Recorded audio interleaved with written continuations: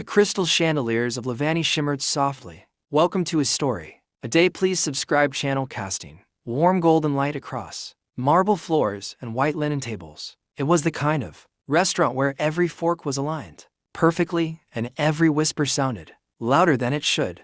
On this particular evening, the atmosphere buzzed with restrained excitement because Adrian Blackwell, the billionaire tech mogul, had chosen to dine there with his fiancée. Celeste Lawrence sat across from him, her diamond ring catching the light with every subtle movement of her manicured hand. She was breathtaking, elegant, poised, and sharply aware of the power her beauty carried. People noticed her. She expected them to. And when they didn't, she made sure they did.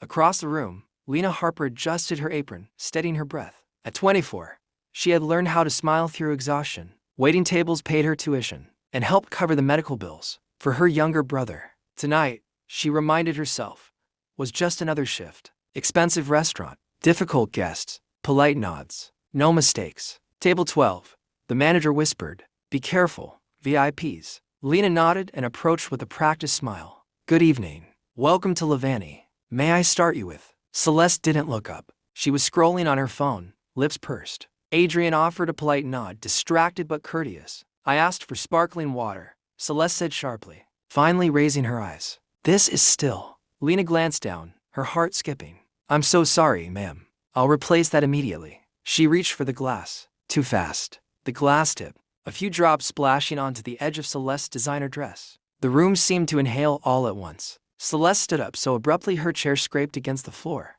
"Are you serious?" she hissed, eyes blazing. "Do you have any idea how much this dress cost?" "I'm so sorry," Lena stammered, grabbing a napkin. "It was an accident, I swear." The sound came before Lena could finish. Smack! The slap echoed through the restaurant like a gunshot. Lena staggered back, her cheek burning, eyes wide with shock.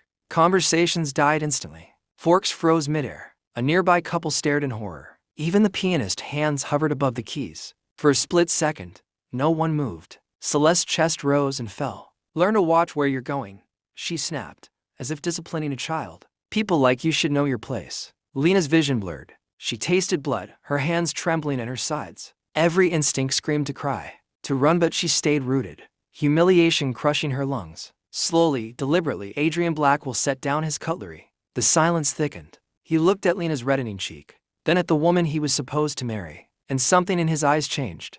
The simple motion sent a ripple through the frozen restaurant. Chairs creaked as people leaned forward, sensing that something irreversible was about to happen. Adrian Blackwell was not a man who raised his voice. He didn't need to. His power lived in silence, in decisions made behind closed doors that changed entire industries overnight. "Celeste," he said quietly, "that alone should have been enough." She turned to him, surprised, then annoyed. "Adrian, don't start. She ruined my dress. Do you know how humiliating that is?" Adrian didn't look at her. His eyes were fixed on Lena. "Are you hurt?" he asked. Lena blinked, unsure she'd heard correctly. Her throat tightened.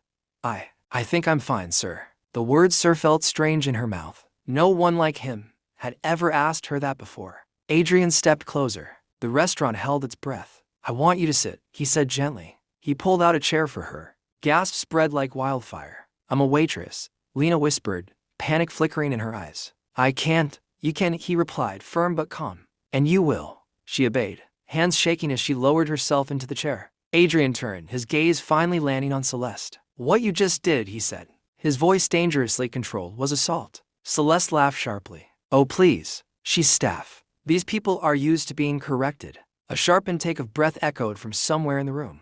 Adrian's face hardened. "You don't correct people with violence." Celeste scoffed. "You're embarrassing me. Apologize to me and let's leave." Instead, Adrian reached into his jacket and pulled out his phone. "I want the manager," he said, not raising his voice. Within seconds, the manager rushed over, pale and sweating. "Mr. Blackwell, I..." "Call the police," Adrian said.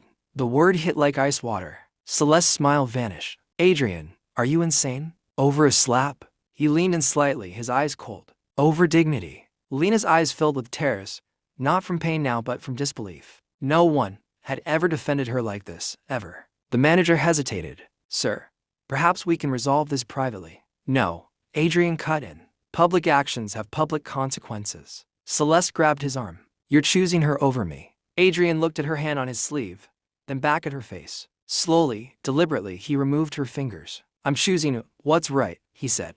The engagement ring glinted as Celeste's hand fell to her side. The restaurant was utterly silent, and in that silence, everyone realized this was no longer about a slap. It was about who Adrian Blackwell truly was, and who Celeste Laurent was about to become without him. The police arrived quietly, but their presence felt thunderous. 2 officers stepped into Lavani, scanning the room already heavy with tension. Conversations had not resumed. Phones were discreetly lowered. Everyone knew they were witnessing something that would travel far beyond these walls. Celeste's confidence shattered the moment she saw the uniforms. "This is ridiculous," she snapped, forcing a laugh that sounded hollow even to her own ears. "Do you know who I am?" One officer met her gaze calmly. "Ma'am, we've received a report of physical assault." Adrian stood beside Lena, not touching her, but close enough that she felt protected. For the first time since the slap, her hands stopped shaking. "It was an accident," Celeste said quickly, her tone shifting. "She spilled water on me." The officer turned to Lena. "Is that true?" Lena swallowed hard. Every instinct told her to stay quiet, to apologize, to make it easier for everyone else. She glanced at Adrian. He gave her a single nod. Not permission, encouragement. "She did spill water," Lena said softly, "and I apologized. Then she slapped me." The room exhaled. The officer nodded and turned back to Celeste. "Ma'am, I'll need you to come with us." Celeste's eyes widened. "Adrian, say something." He did. "I'm pressing charges," he said calmly. That broke her. "You can't do this to me," Celeste whispered, tears forming. "We're engaged." Adrian's voice didn't waver. "Not anymore." The words landed heavier than any slap ever could. A murmur spread through the restaurant. The officers gently guided Celeste away as she struggled, her heels clicking sharply against the marble floor. At the door, she turned back one last time, her gaze burning with humiliation and disbelief. Adrian didn't look at her. When the doors closed, silence returned, but it was different now. Lighter, like a storm that had finally passed. The manager approached Lena nervously. "We'll cover any medical expenses, and you can take the night off." "With pay?" Lena nodded, overwhelmed. "Thank you." Then she turned to Adrian. "You didn't have to do all that." "Yes," he said simply. "I did." They sat across from each other, the table between them no longer a place of luxury, but of truth. "Why?" Lena asked. "You barely know me." Adrian looked around the restaurant, the chandeliers, the polished silver, the people pretending not to stare. "Because power means nothing if it isn't used to protect," he said. "And because I've been ignoring who I was becoming." Lena absorbed his words slowly. "I grew up invisible," she admitted. "Tonight, I felt seen." Adrian smiled faintly. "Then maybe something good came from this." Outside, sirens faded into the distance. Inside, 2 lives worlds apart had collided, and neither would ever be the same again. The following morning, the city woke up to headlines it didn't expect. Billionaire ends engagement after assault incident. Restaurant slap cost socialite everything. Lena stared at her phone, heart pounding. Messages flooded in from co-workers, distant relatives, even strangers. Some called her brave. Others warned her that standing up to the powerful always came with consequences. She closed the app, hands trembling. At the same time, in the glass tower overlooking the city, Adrian Blackwell stood before a wall of windows, the skyline stretching endlessly beneath him. His assistant hovered nearby, tablet in hand. "Investors are reacting positively," she said carefully. "Public sentiment is overwhelmingly supportive." Adrian nodded, unmoved. For the first time in years, he hadn't made a decision based on numbers. "Cancel all wedding-related contracts," he said, quietly. "And Celeste?" the assistant asked. "Ensure she has legal representation," Adrian replied. "Fair, not generous." The assistant hesitated. "Sir, you lost more than an engagement last night."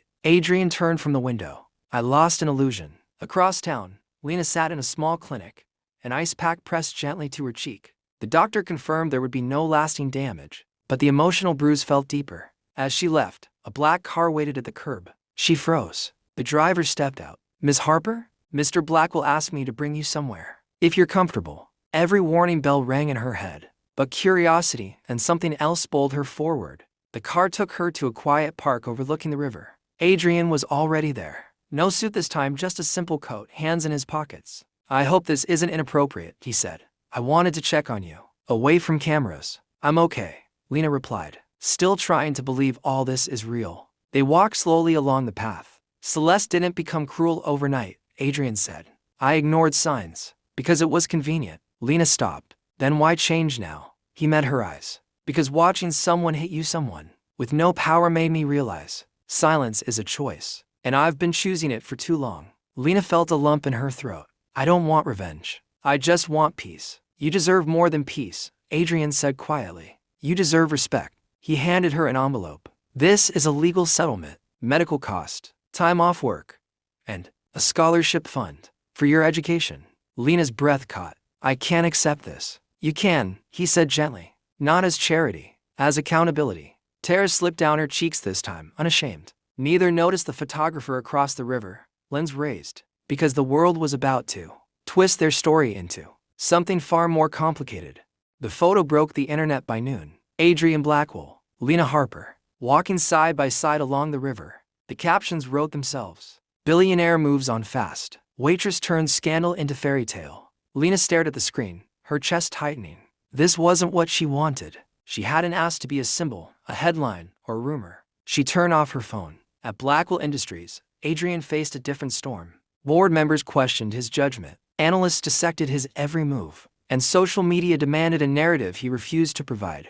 Are you involved with her? One director asked bluntly. No, Adrian replied. And it's irrelevant. What matters, he continued, is that we reaffirm who we are as a company and as people. That afternoon, Adrian held a press conference. He stood alone at the podium. There has been speculation, he began, voice steady. Let me be clear. My actions were not about romance, publicity, or image repair. They were about accountability. He paused. When someone with power stays silent in the face of abuse, they become part of it. I refuse to be that man. No names.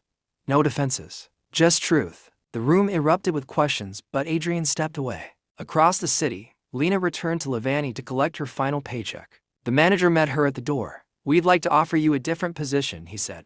Training coordinator. Better hours, benefits. Lena smiled softly. Thank you, but I'm moving on. She walked out with her head high. Weeks later, Lena stood on a university campus, acceptance letter folded carefully in her pocket. The scholarship had changed her path but not her purpose. She wanted a life built on her own strength. One evening, she received a simple message. Adrian, I hope you're well. No pressure to reply. She did. Lena, I am. Thank you for doing the right thing. They met months later, by chance, at a charity event. No headlines followed. No whispers mattered. They talked like equals. No power. No debt. No saviors. Just two people who had learned the same lesson from opposite sides of the world. Celeste Laurent faded from society pages. Her name remembered not for glamour but for a moment that revealed who she truly was. And the slap that once froze a restaurant ended up awakening a conscience, changing a future, and proving that dignity once defended can echo louder than cruelty ever could.